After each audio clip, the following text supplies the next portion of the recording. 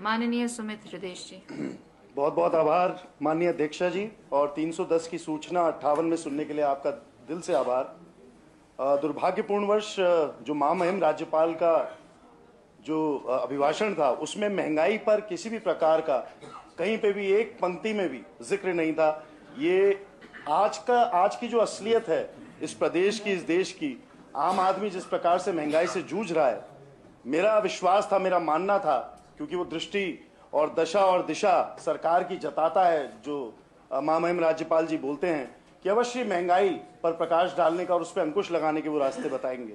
लेकिन ये दुर्भाग्यपूर्ण रहा कि उन्होंने इस पे सरकार की कोई ना मंशा जताई, ना सरकार ने अपनी कोई राय रखने का प्रयास रखा। इसलिए मैं दोबारा आपका आभार प्रकट करता हूं कि इस ज्वलंत मुद्दे पे आपने हम सबको बोलने का अवसर दिया। जितने पूर्व वक्ता थे मैं उनसे अपनी बात को संबद्ध रखते हुए आपके पास आंकड़ों के साथ आया हूं।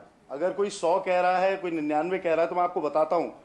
अल्मोड़ा जिला हेडक्वार्टर में 98.91 रुपए का पेट्रोल आज की तारीख में, बागेश्वर में 99.32, चमोली में 100.55, चंपावत में 99.62, देहरादून में 98.64, हरिद्वार में 97.89, नैनीताल में 97.82, पौड़ी में 98.72, पिथौरागढ़ में 100.54, रुद्रप्रयाग में 100.51, टेहरी गढ़वाल में 99.40, उधम सिंह नगर में 98.67, उत्तरकाशी में 100.13। ये असलियत है आज के पेट्रोल के दामों की। असलियत अगर आप सिलेंडर के दामों की भी जानना चाहें तो जो हेडक्वार्टर्स के रेट हैं वो भी मेरे पास जिलेवार हैं। अल्मोड़ा में 937 रुपए का, बागेश्वर में 937 रुपए का, ये मार्च अंतिम के आंकड़े हैं।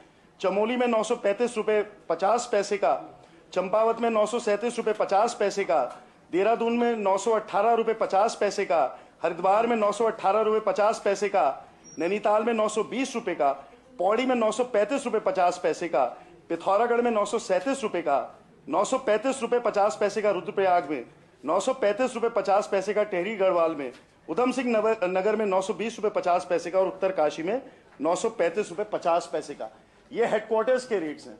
अब आप समझ लीजिए, विशेषतम जो पहाड़ी इलाके हैं, जो वहां पे कार्टेज है, जब तक वो ग्राहक तक ये सिलेंडर पहुंचता है या ये पेट्रोल पहुंचता है या डीजल पहुंचता है, आप बेहतर समझ सकते हैं कि कितनी महंगाई। आप कह रहे हैं आपने मुफ्त राशन बांटा, बहुत अच्छा करा।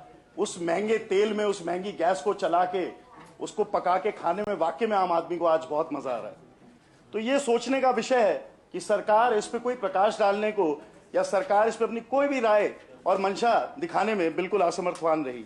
इसके साथ साथ आप देखिए, अगर हम सेंट्रल एक्सचेकर की बात करें तो जब से केंद्र में भाजपा की सरकार आई है, 2014 से 15 में 1,72,065 करोड़ रुपए एक्सचेकर को कंट्रीब्यूशन गया है पेट्रोलियम सेक्टर से मात्र। 2015-16 में 2,54,297, 2016-17 में 3,35,175, ऑल फिगर्स करोड़ में है।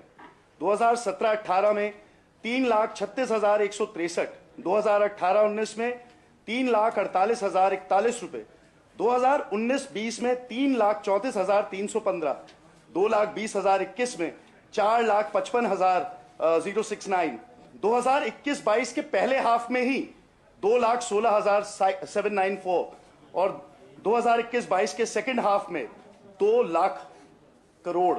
तो ये टोटल जब से केंद्र में भाजपा की सरकार आती है, इसका ये है 26,51,919 करोड़ रुपए। इतना केवल मात्र पेट्रोलियम सेक्टर से केंद्र सरकार को मिला है। और अगर उसके बाद अगर मुफ्त राशन बंट भी रहा है तो मेरे हिसाब से अगर आप देखें, सरकार के पास तो बहुत गुंजाइशें थी कि बीपीएल के अलावा एपीएल पे भी जो राशन की वो थी संख्या, उसको बढ़ा के और बांटा जा सकता था, और राशन के अलावा रोजगार के कई सारे साधन पैदा करे जा सकते थे, जिससे जो महंगाई, देखिए महंगाई ऐसी चीज है जो हमेशा बढ़ेगी। कठिनाई जनता के सामने यह है कि उनकी जेब खाली है, जेब आप भर नहीं रहे हैं और कीमतें आप बढ़ा रहे हैं। फ्री राशन केवल एक खाना पूर्ति है, उससे कुछ दिन तो बात चल जाएगी। बात असलियत यह भी है कि जो हमारे सत्ता पक्ष के लोग हैं उनको शायद ये लगता हो कि फ्री राशन आपकी सरकार लाए। मैं नहीं मानता फ्री राशन आपकी सरकार लाए। मैं ये मानता हूं कि समाज में आर्थिक सामाजिक न्यायिक व्यवस्थाएं इतनी ध्वस्त हो चुकी थी, इंसान इतना परेशान था, फ्रस्ट्रेशन था, कि जो आपने राजनीतिक तौर से खेल खेला आपस में लड़ाने का, उसमें आप सक्सेसफुल रहे, उसमें आप सफल रहे, तो इसलिए आपकी सरकार बनी, उसके लिए आपको बधाई। लेकिन असलियत यह है कि जो आम आदमी की परेशानी है वो जैसी कल थी वैसी आज है। इसके निराकरण के लिए आप लोग को आगे बढ़ना पड़ेगा। आप इस राज्य की सरकार हैं, अब आप एक पार्टी नहीं है, पॉलिटिकल पार्टी नहीं है। इस सदन में हमारी देवतुल्य जनता ने एक एक सदस्य को चुनकर भेजा है। यह आपका हमारा बराबर का कर्तव्य है कि हम उनकी जो जायज मांगे हैं, ज्वलंत मुद्दे हैं, उन पे प्रकाश भी डालें, उनके निराकरण के लिए एक साथ एकजुट होकर बात भी करें। इसके अलावा अंतिम बात करके अपनी बात को समाप्त करूंगा। पेन किलर्स, एंटीबायोटिक्स और एंटीइफेक्टिव सहित आवश्यक दवाओं की कीमतें अप्रैल से बढ़ने वाली हैं। सरकार ने शेड्यूल्ड ड्रग्स के लिए 10% से अधिक की वृद्धि की अनुमति दे दी है। ये महंगाई देखिए कहां तक जा रही है। इंसान जो बीमार हो जा रहा है उस तक भी महंगाई पहुंच रही है। भारत के ड्रग प्राइसिंग अथॉरिटी ने शुक्रवार को अनुसूचित दवाओं की कीमतों में 10.7% की बढ़ोतरी की अनुमति दी, जो मूल्य नियंत्रण में है। यह हाईएस्ट प्राइस हाइक अलाउड है सरकार के द्वारा। आप देखिए, जो शेड्यूल्ड दवाई हैं, जो महत्वपूर्ण दवाई हैं, उनके दामों को भी लगातार बढ़ाया जा रहा है। और NLEM सूची में पैरासिटामोल जैसी दवाएं, एजिथ्रोमाइसिन जैसी एंटीबायोटिक्स, जीवाणु संक्रमण, अनीमिया विरोधी, विटामिन और मिनरल के इलाज के लिए उपयोग की जाती हैं। मध्यम से गंभीर रूप से बीमार कोविड-19 रोगियों के इलाज के लिए इस्तेमाल की जाने वाली कुछ दवाएं और स्टेरॉइड भी सूची में शामिल हैं। तो ये सारी, जब आप दवा से लेके और गैस से लेके और पेट्रोल से लेके और डीजल से लेके हर चीज में वृद्धि करेंगे, तो कैसे आम इंसान जिएगा। तो इसलिए आज आपने इतना समय हम लोग को दिया इस अति ज्वलंत मुद्दे पे चर्चा करने के लिए, उसका मैं आभार प्रकट करता हूं। धन्यवाद। माननीय खुशी